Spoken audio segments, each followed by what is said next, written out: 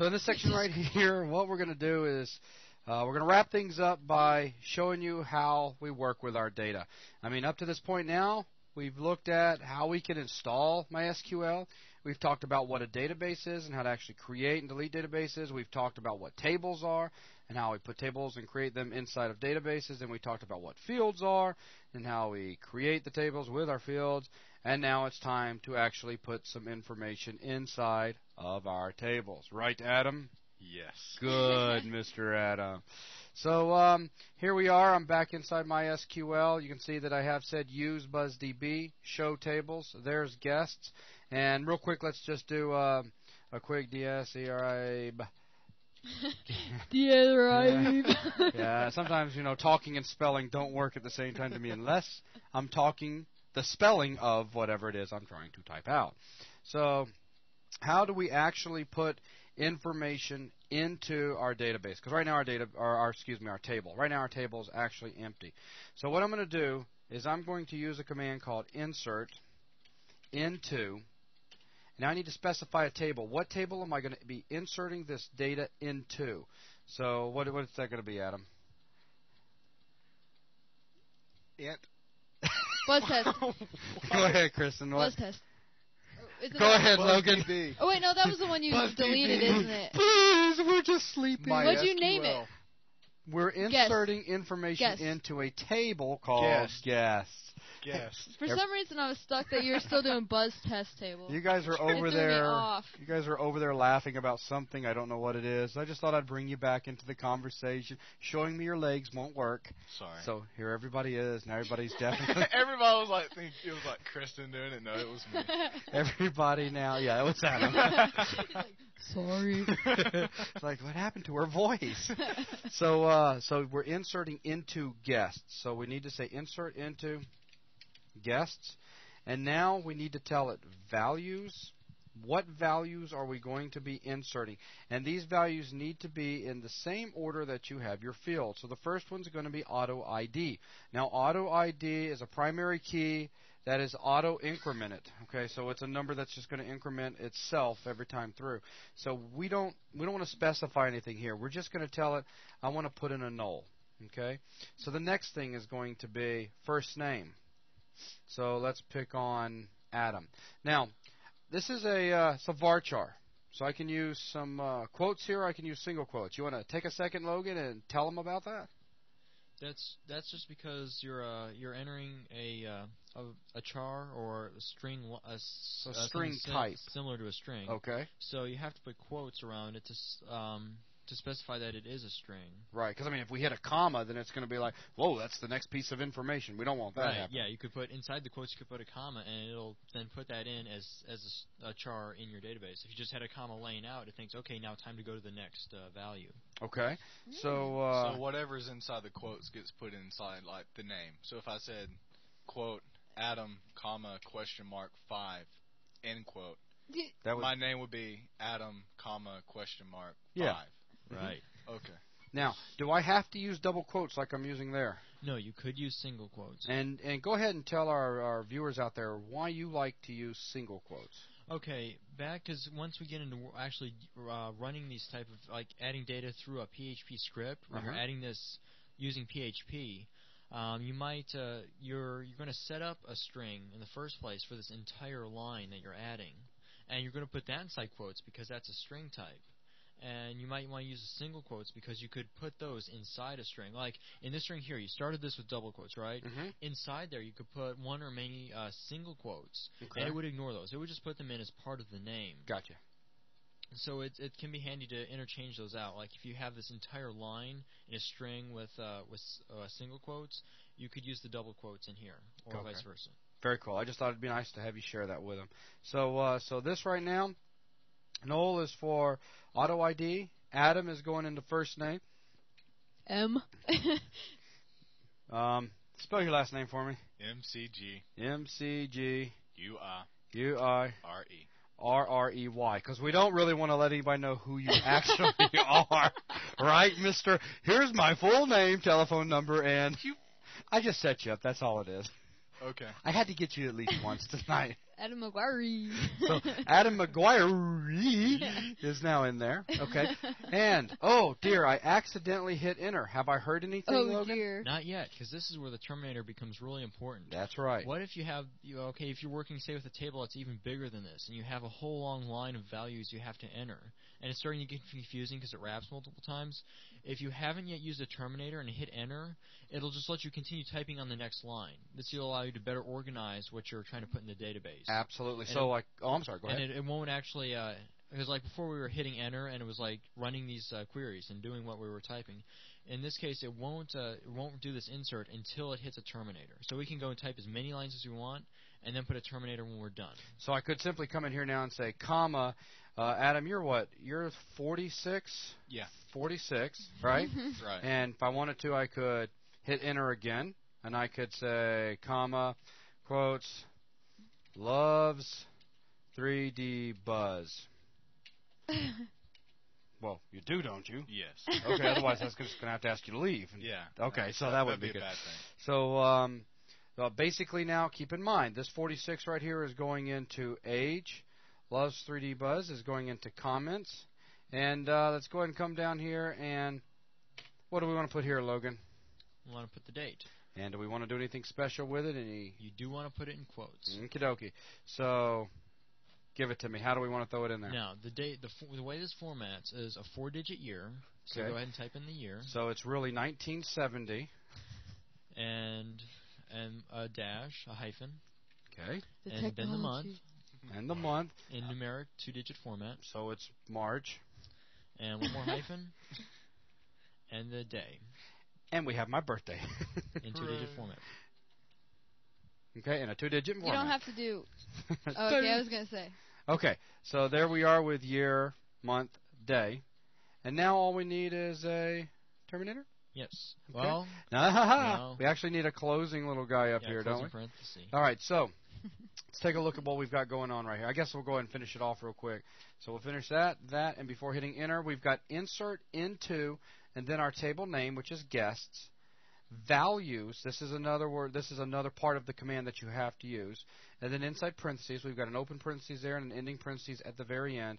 Then we simply have the data laid out the exact way that it's specified inside our actual table. So we've got null for auto ID, Adam for first name, McGuire for last name, 46 for age, loves 3D buzz for comments, and our date for date entered. And then we've got our closing parentheses and terminator. We'll go ahead and press enter, and we've got query OK. One row was affected. Now what we need to do is we need to actually see this data inside of our table. So here's how we do it. Get ready for this one. Show data in table. Wrong. We're going to use a command that is called select. The select command is one of the most popular commands used inside of MySQL, period. Here's how it works. We're just going to say select star from, and why am I suddenly doing it in all caps? I don't know. I just felt like doing it in all caps right there. Generally when I code, like insert into would be all caps and guests would be low. Values would be all caps. It doesn't matter, though. It's not case sensitive where that's going to mess everything up if you do or don't do it. Generally, when you're typing in, especially if any of you guys go out and look at any MySQL books available in your bookstore, you'll see that all of the MySQL commands are always capitalized. This is kind of a naming convention that's been around for a long time with MySQL. Okay, so we got select star from, and we're going to say guests. This is saying select everything or select all of our fields from guests. So we'll go ahead and hit enter, and we have got one record inside that table. This is the one record. The auto ID number was set to 1. It's the first number that was available. First name was Adam. Last name was McGuire. And then we got age 46, loves 3D buzz, and we have our date entered. Pretty easy? Yeah. So let's enter a second one real quick. So I'm just going to, wow, see, that's the bad thing about hitting the old up arrow here. You could keep doing that over and over again. Like you hit up arrow 3 or 4 times. Yeah, but that get good and messy for us. Yep. Let's just do it like this. So insert, let's see, null. We'll do this one as, we'll just say that she is Critter. Her last name is Mop. And I don't know. Age, hang on, 8. Comments, I love me, and let's see, and the date that this was entered. He's so harsh. I'm not that harsh. Date that this was entered was 1971. It's been a long time since anybody's been there. Since let's see. It's because it's 3D Buzz. Yeah, hey, be nice. I'm just kidding. Wrap that I love microphone. 3D Buzz. 03-05. At this time in real world, I was 1 year old. And we'll go ahead and close that off and input. So there we go. Now I'm just going to hit up a couple of times again. So we got select star from guests. And you can see now that we have 2 records that are being stored inside of our table. Okay, Adam McGuire and Kristen Mop. Or That's Critter Mop. I know, I was correcting my own self. Thank you very much. That's Ms. Mop to you. Yeah. So anyways, pulling out my weapon here. So anyways, the big thing I want you to point out is you see as we're going through here, entering more records, that auto ID number has gone from 1 to 2. Does that automatically? Does that automatically. Remember, auto increment. Hence, auto increment. Yeah. Yeah, okay. Whatever, Buzz. That's what I said. So, I know you did. She just didn't catch you. Yeah. Okay. So, real quick, even though I don't want to spend a lot of time getting into how complex we can make select statements, just in case any of you guys out there new to all of this end up making a table that's got a whole lot of records in there, it's real handy to be able to go in and say, query me out specific records. What if I wanted to say select, see, notice now I'm doing it all lowercase. Before actually getting to the query, let me do this. Instead of saying star, what do the asterisks mean again?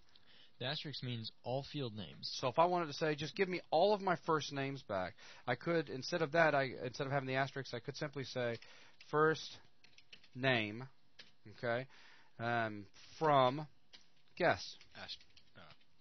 Huh?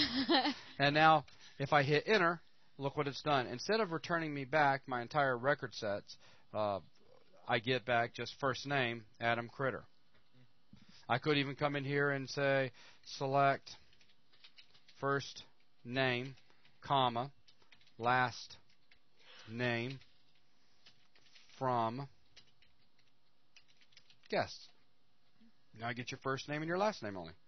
Right. Go ahead, Logan. You're bouncy over there. You want to throw something in there? Do it. Yes, this gets very, very useful in a real world situation where you're storing lots of data. Doing this method where you're only pulling the exact data you need makes your selects more efficient and much faster. Right. Yeah, much efficient. Yes. You're right. And it's good to make sure all your queries are as efficient as possible if you're running like a real web server and. Because we don't want to tie our processing power up. Yeah, and a bunch of data that you end up never using. Exactly. Okay, so now we've looked at how we can actually pull out just specific fields. Now what I want to do is let's take just a quick look at how we can go in here and actually query out data now. In other words, instead of saying give me everything, I want you to give me out just records that match specific criteria. So I could say, let's go with, what if I wanted to pull out, well, let's just do this. Select everything, okay, so there's my asterisk, from guests where. Okay, so now we're going to introduce where into this whole select statement command. What where allows me to do is go in there and put in some, basically some criteria that must be matched by the query to produce the record set. Before you get information back, it's got to match this. In other words, where first name equals Adam. Okay? Anything you want to add to that, Logan? Nope, that should work. And we'll just go ahead and hit enter. And instead of getting Adam and Critter back, we just get Adam back now. And if we would have had 15 different Adams inside a table that had 60,000 records in it, we'd have got just the Adams back, the ones that had Adam in the actual first name. This gets really handy when we want to go in there and start modifying data, et cetera, modifying, deleting. So now that we've taken a real brief look at actually pulling information back out, I promise you guys in later VTMs, probably in the next one, we're going to spend a lot more time digging deeper into the actual select command, the where, and all the different things we could do, because it can get kind of deep. But now let's go ahead and take a look at how we can update, since we now see how we could specify something. Perhaps I want to go in here and actually fix Adam's last name for real now, just to make him feel a little bit happier. Thank you. I butchered it. I know. But it's, see, I was setting you up for all this attention. Yeah. Huh? So? Like maybe some artist page hits. I hear you. So I can come in here and say, update. What is this, an infomercial real quick? So I can say update. Now I need to say the table name, which would be guests. I'm going to say set. Now, I want to set the last name is going to be equal to, instead of McGuire, it's MC, well, let's throw this guy in quotes, MC, capital G? G, yes, capital G. G-U-I-R-E. McGuire. Okay? Now, if I hit enter right now, with a terminator on the end, of course, right, what's going to happen there, Mr. Logan? Well, it's going to set the last name field to McGuire. Every record. So basically, we will marry Critter and Adam right here on the spot by hitting enter, right? Yeah. On this very special it would BPM. Be Critter McGuire. That's kind of funny. Adam doesn't find that as funny as I do. I think it's funny. So do you have to do where? There you go. So now we can come back in here and we can say where. And now if we wanted to, we could say, there's several ways we could go about this. We could simply say auto ID equals 1 because we know what that is. We could use the same select that we saw, or the same where from the select we saw a minute ago, where I could say where first name equals Adam. Of course, that's a lot of typing. So I just wanted to point out that you can do multiple things. So in this case, I just want to say where auto ID is equal to 1. Okay? So could you change everybody who is 46? Could you change their last name to McGuire? Yep. Or I could say where age equals 46, and all of those would be changed. Cool. And we don't have our where doesn't have to be just one thing. It's not just equal. You could actually specify a range. You could say people you're using greater than and less than, and combining them. This would get into this will probably be on a more advanced future issue. But you could say anyone who's between age 20 and 46 would have their last name set to McGuire. Or what if we wanted to say anybody that was 46 who had the name Adam? Right. So yes, you can specify multiple So we could fields. make our where part of the actual command a little bit more complex by expanding it into multiple. Right. Mm-hmm. Change the comments to over the hill. Yeah. For everyone 46. We could very well do that. We could. So in this case, though, we're just going to say where auto ID equals 1. And we'll go ahead and come in here. And we've got rows that matched 1. Changed 1. So let's go ahead and come back in. And I'm just going to do Does that say warnings? Select star from, warnings 0. Oh. Of course, they can't see me pointing with my hand, so warnings 0. So there you go, Adam McGuire. Hey. Okay, so again, that was using just a simple update guests, or your table name, set, and you can change multiple things at one time. It's your field name equals and the new data. I could have done comma, another field name, and the data, comma, and it just kept on going if I needed to. Okay, just thought I'd point that out real quick. So now that we've seen how to add, how to show, how to update, the last thing I want to do is show you how to delete. So we're just going to simply say delete from, and now again we need to tell it guests, okay, or whatever table it is you want to delete from. Now, again, Logan, if we could take just a second here and tell everyone what happened if I accidentally hit Terminator Enter. Same thing that happened if you just said, if before we were talking about it, if you said update guest, set last name equals McGuire, and ended there, every record, every last name would be set to McGuire. Now here, if you just said delete from guests, that means every record inside of guests will be deleted. Right there. So that's, you got to be careful. Ooh. Yeah.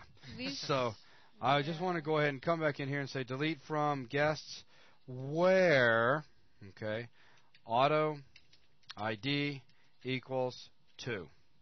What's this going to do? It's going to kill me. It's going to kill Critter. Off I okay. go.